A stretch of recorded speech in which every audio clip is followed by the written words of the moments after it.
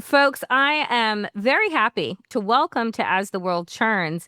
If you all have listened to me when I was doing Woke AF on a regular basis, then you are not new to Chris Melody Fields Figueredo, who is the executive director of the Ballot Initiative Strategy Center, or BISC, had made multiple appearances on Woke AF to kind of talk to us about your organization. But I'm happy to bring you to As the World Churns. So I just want to give you an opportunity to just tell people what BISC is and what it is that you're focused on and do before we dig into the kind of environment we're in. Yeah, thank you so much for having me, Danielle. And I love the name of the new podcast. As someone whose mother learned English by watching soap operas, we were a Days of Our Lives Okay. households. But as the world turns was on sometimes, I appreciate it, and it made me chuckle. So just for folks who may not remember or need grounding, the Ballot Initiative Strategy Center is really an organization that helps amazing human beings in the states at the national level really take their dreams about what they want to do for their communities and help them put that on the ballot. So that means we're helping people do research. We're literally this week. Our team is in Arkansas, training folks in the Mid-South, and part of the Midwest too. We're helping getting on the phone, talking to folks like, hey, I want to put a ballot initiative. I want to gather signatures. I need to build a coalition. Like we are sort of your second teams here, right? Like we're gonna help you get those issues on the ballot. And we're also tracking everything. We're seeing what's happening in certain states, trying to understand that, trying to find these trends to see what that might mean for the future and how we might respond in this moment, but always rooted and grounded and building long-term people-centered power. So it's a little bit about BISC and what we do. I love it, and I appreciate the work that you do. And I also think that, when folks sometimes hear ballot initiative, they think that it's solely negative, right? They think about the ballot initiatives that are put up in order to restrict our rights or take away rights. But there are ballot initiatives that go out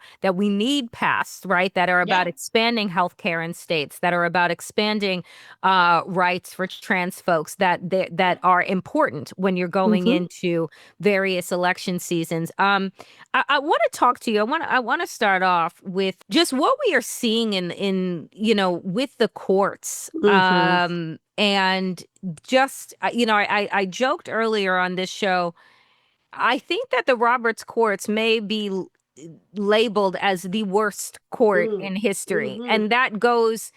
And I'm still thinking about, and that's a lot. I mean, right? There's You know some what I'm bad saying? ones. Because I'm like, because there's some really fucking bad ones, like the court that did the Dred Scott decision, Plessy versus Ferguson. Like there are some really bad decisions that have come out of the Supreme Court in the history of this country, but the overturning of Roe v. Wade, the allowing of Donald Trump to deport protected status people to foreign gulags to be tortured and die, the taking away Planned Parenthood's funding, the initiatives that are floating up to try and roll back marriage equality, of overturning of affirmative action. I mean, the list goes on and on and on. We know that democracy has always been run and won through the courts, through initiatives, right, that have been about trying to expand equity and justice. And so when you see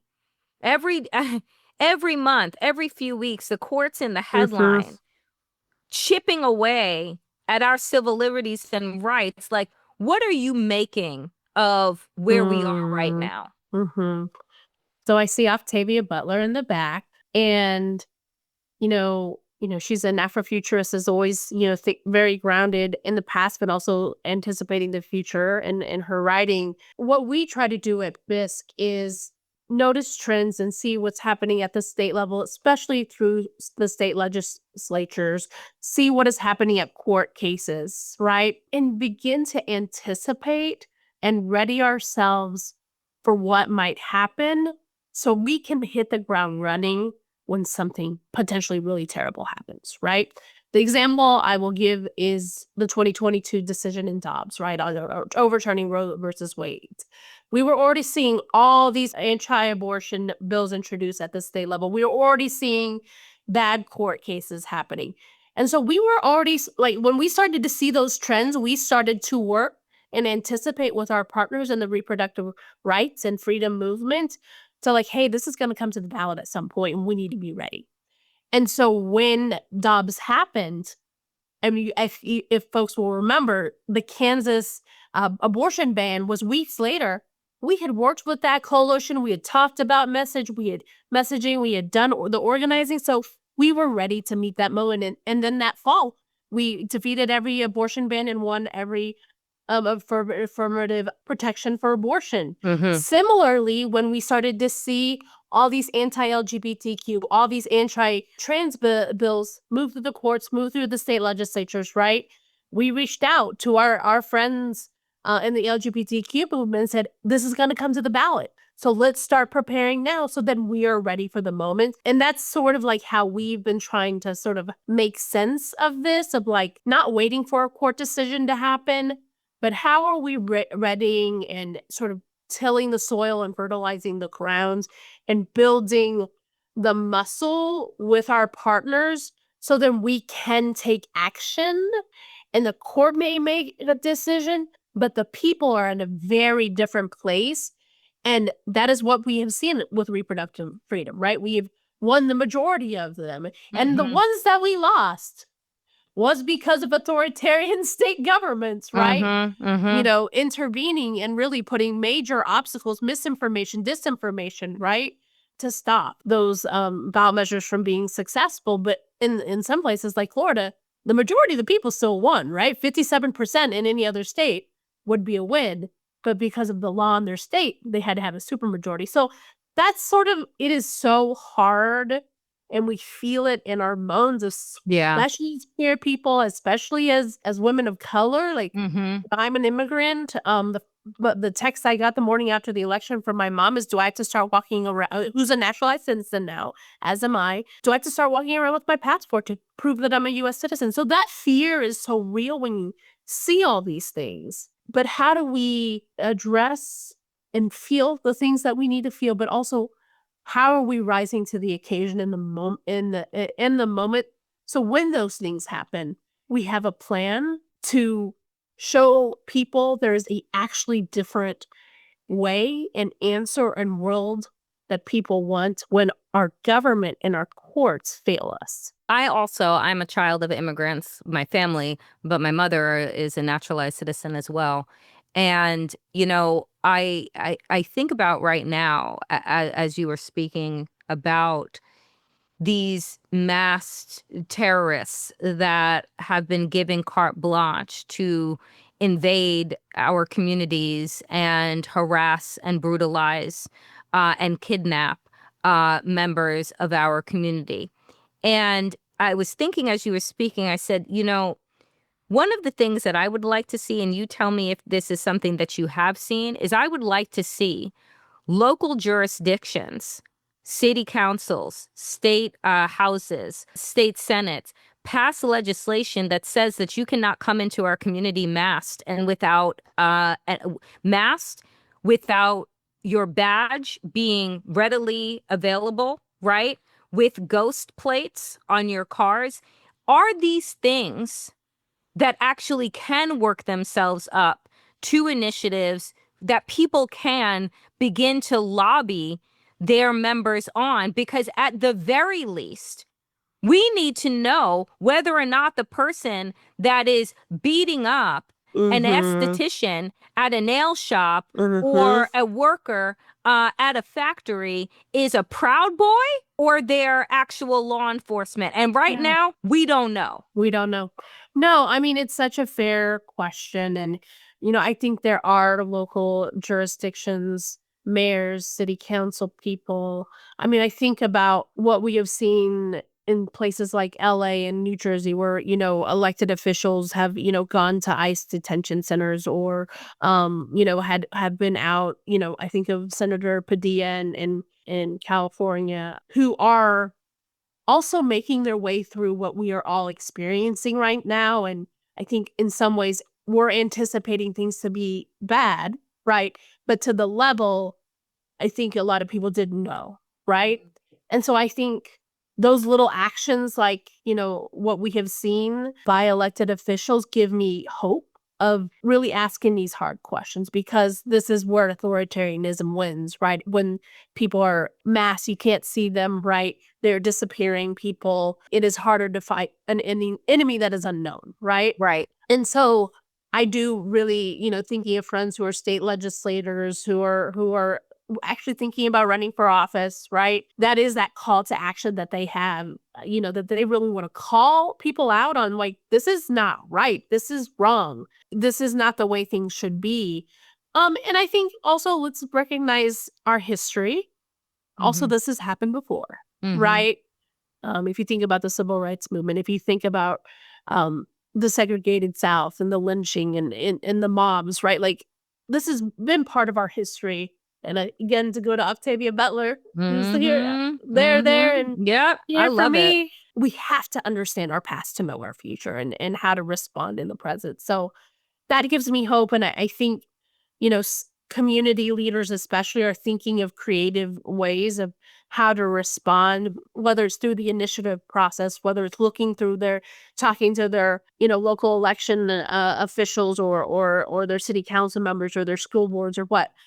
People are trying to figure out how to respond in this moment. I think, that's what is kind of exciting about what happened this week in New York City of the election of Zohan, in like somebody who was truly a really grassroots campaign, really listening, really going into community, saying, these are some of the things that I want to do, but also I want to hear from you. Like, those are the things that are exciting and inspiring, and how we get out of what's going on. Because I think that, Zoran Mamdani winning the the Democratic primary for mayor with having $25 million that was thrown into Andrew Cuomo's pot, the most money that was ever spent on a mayoral race, and the billionaire class being pissed.